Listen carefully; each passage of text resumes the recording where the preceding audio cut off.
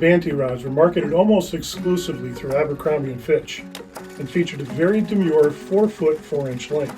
But don't let the size of this rod fool you. The little 2-piece rod was made to handle 4 and 5 weight lines, perfect for use in tight quarters. Built in the early 1960s, these rods were constructed much like the larger Orvis Deluxe models with an impregnated finish.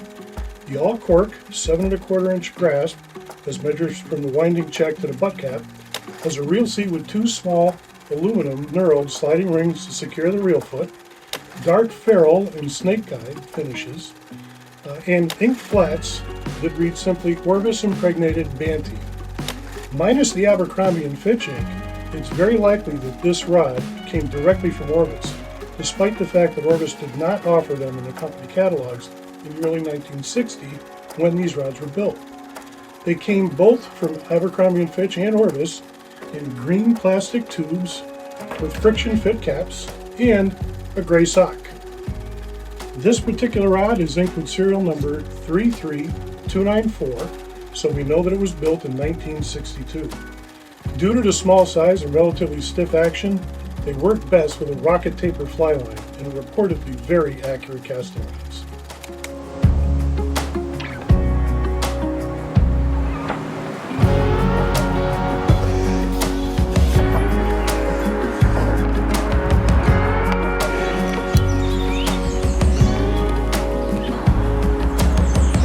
My name is Margie Kaat, and I live in Manchester, Vermont. I grew up in Bennington, Vermont, fishing with my dad with worms and spinning reels, etc. Never got into fly fishing. I really had wanted to learn to fly fish.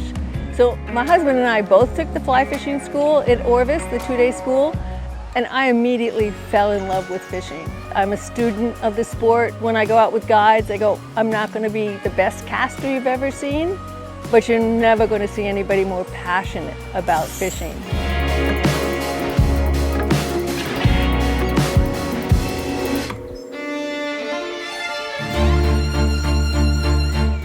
So there's 2 things I'd say right off the bat I like about the rod.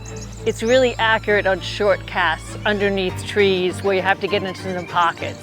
So I found I really enjoyed that. You know, before I was having trouble getting it to shoot. Now it's coming off the rod beautifully. And the other thing I like about it, I like the way it mends. With bigger rods, you've got to really lift them up and do a little mend on it. This thing just mends on its own. I mean, there's just not much, you just swirl it around like this, it's mending. The 2 fish I caught on this rod were really kind of a fun, different experience.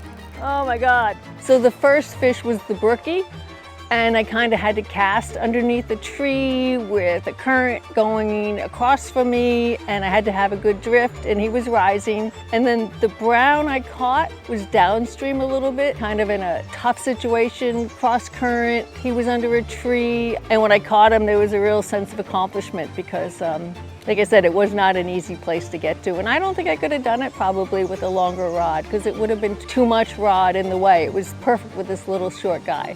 When I describe the Battenkill to people, it's a world-class fishery. People come from all over the world to fish here. And if you can catch 1 or 2 fish a day when you're here, that's outstanding. It's a tough fishery, in Vermont especially because they don't stock it. So these are all wild fish. And when you've caught fish here in the Battenkill, you know you've done something right. The craftsmanship of the rod is just beautiful.